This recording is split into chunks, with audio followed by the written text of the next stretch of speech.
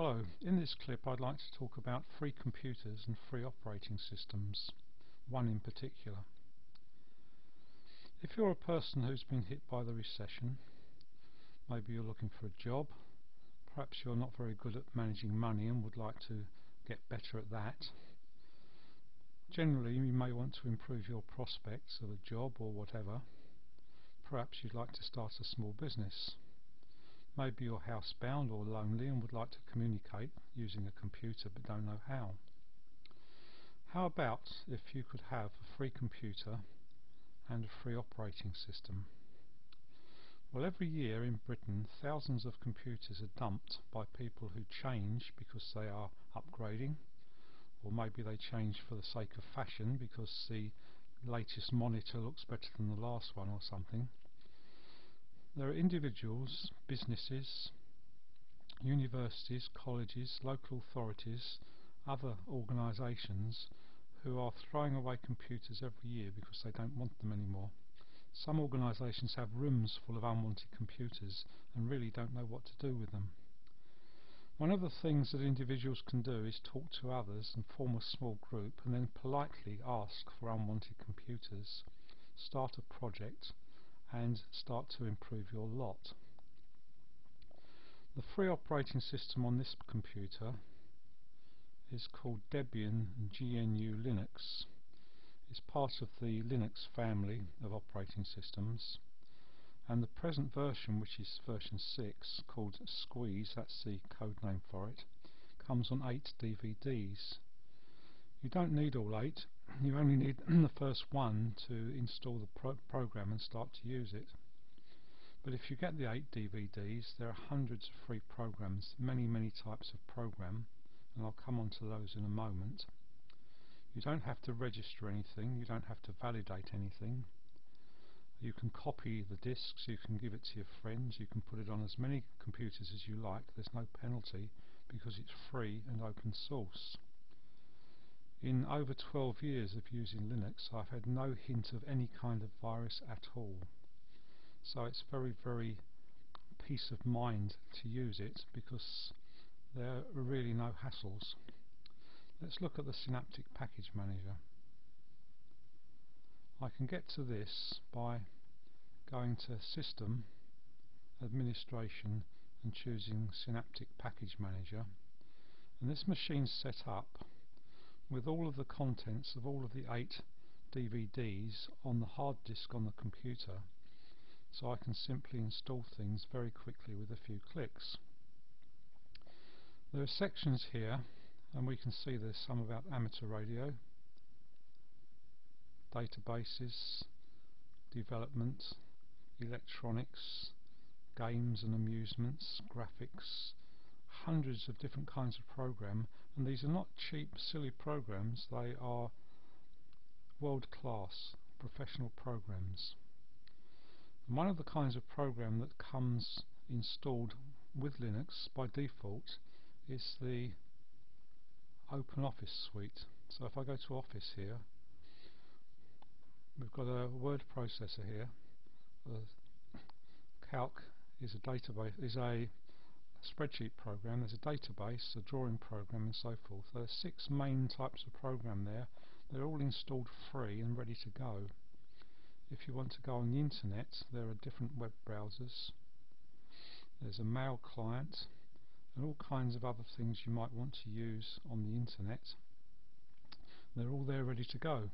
And if you want some extra programs, then you can go to the Synaptic Package Manager and choose what you need. If I click on the search button here, imagine somebody wanted to learn to type better. Then they can put in typing, and they can scroll down the kinds of typing programs that might be there. So there are some here. There's one called Junior Typing, and it says it will install Typing Tutor for various skill levels. There's another one there, a very flexible Touch Typing Tutor, and there's one there called Touch Typing Tutor for KDE. Let's have a quick look at that one. It's called K-Touch. Let me just put that in here. And there it is. It can be blown up to full size. and you can learn to type on this. It's got some settings, it's got some training there, and you can do pretty much what you need to learn to touch type. That may help somebody to get a job, may help them to write a book if they can type a bit faster, and so forth.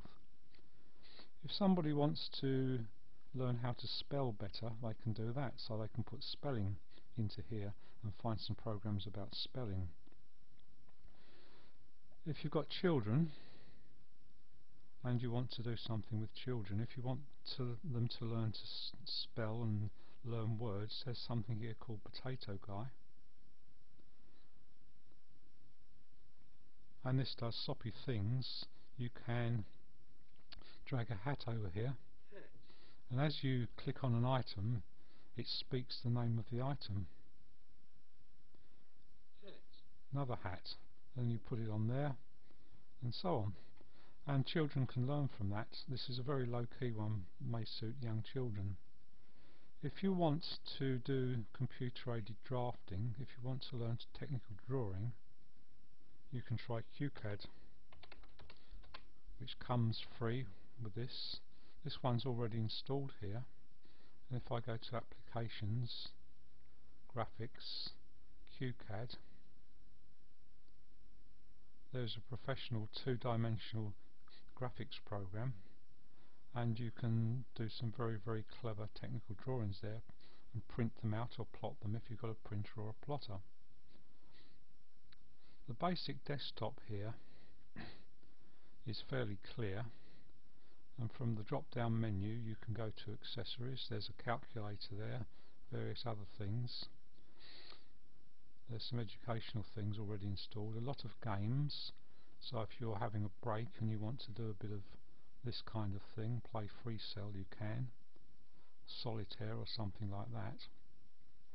The internet we looked at briefly, and office programs, sound and video, so there's one called Audacity which you can record sound on, and so forth.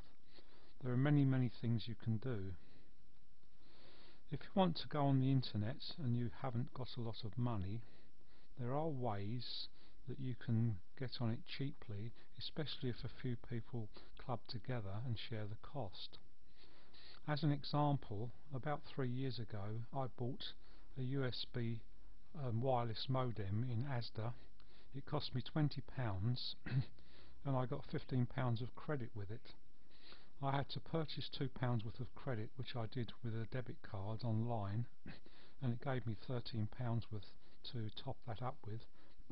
So I had £15 worth of credit, which lasted me for 30 days, and after a few years it still costs 50p a day for pretty quick G3 or 3G, that's third generation of wireless device, internet communication.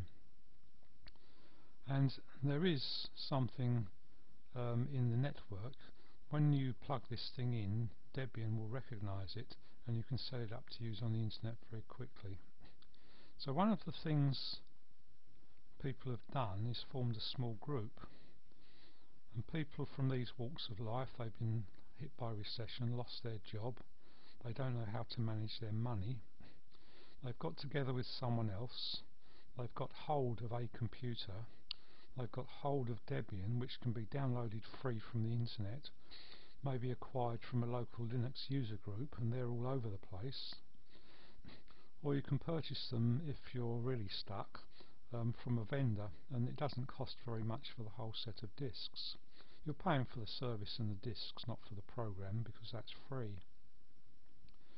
So people have got together and they found somewhere to work, and all they really need is a socket for an electricity supply, and computers don't use much electrical energy, and you need enough light to work by, and you can learn from there. Once you've got Linux installed, everybody in the group has then had a go to find out how to drive it, how to find their way around it, and they've improved from there. Once you've got one machine running, if you get another machine and put Debian on that, then you can network them with a simple crossover cable, and you can have two machines on a network, and you can swap files and things between those machines. And some people who've done that have gone on into careers. They've been highly paid network administrators, network technicians, just by starting in a simple way in someone's garage or a spare room in their house. There are many things you can do with this, but once you've got Debian on there, you can do an awful lot with it, and there are hundreds of free programs. Small businesses, there are many things that can help them, and there's a program here. If I use this as another example,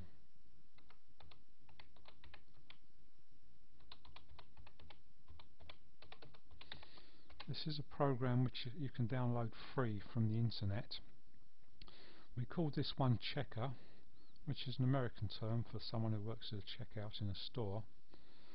And this program was designed for checking out sales from a supermarket, something like that. So if somebody got hold of this, they could find their way around it. They can click on the sales tag here, and they can start to process a sale. For example, if somebody wanted to apply for a job in a supermarket and they had no experience, they could find their way around this program on a free computer at home in their own time. They could learn a bit of terminology, and then if they go for an interview and they're asked, have you had any experience of EPOS systems, electronic point of sale systems, they can say, yes, I have. I've used Checker at home. That's an open source program which does this, that and the other, and they can start to talk about the things they picked up from the program. And to show any kind of background and knowledge, experience of using a program, using a system, must be better than nothing at all.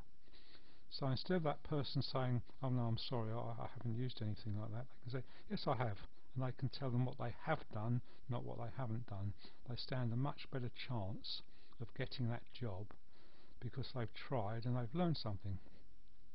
So let's just have a look at something here. This is designed for a barcode scanner, but you can simply put a number in, choose item 1, and that's already put in there. And then they can choose a customer.